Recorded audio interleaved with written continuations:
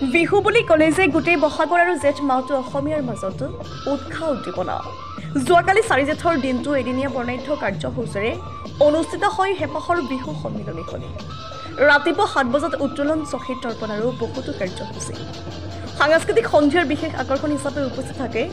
জনপ্ৰিয় কণ্ঠশিল্পী অখিল ৰঞ্জন আৰু হিৰাশ্ৰী বৈশ্যৰ গীতৰ শৰাই লগতে উদ্যোক্তাসকলে মন্ত্ৰী চন্দ্ৰমোহন পাটোৱাৰীক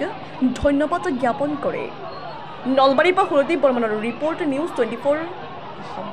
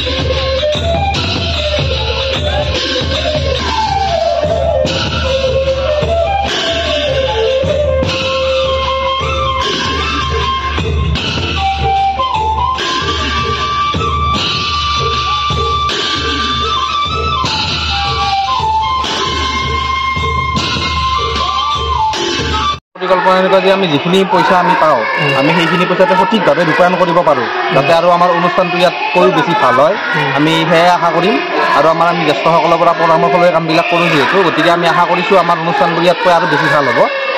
চৰকাৰে যি 1.5 লাখ টকা অনুদান পাইছে আপোনালোকে এই ক্ষেত্ৰত মন্ত্ৰী ডাঙৰীয়াক কি কৰিব এই ক্ষেত্ৰত আমি আমাৰ সমষ্টিৰ অভিভাৱক স্বৰূপ আমাৰ শ্ৰদ্ধাৰ চন্দ্ৰমোহন পাটোৱাৰী ছাৰক আমি নথৈ তেখেতক আমি ধন্যবাদ জ্ঞাপন কৰিছোঁ কাৰণ তেখেতৰ কাৰণেই আমি এইখিনি পাবলৈ সক্ষম হৈছোঁ আৰু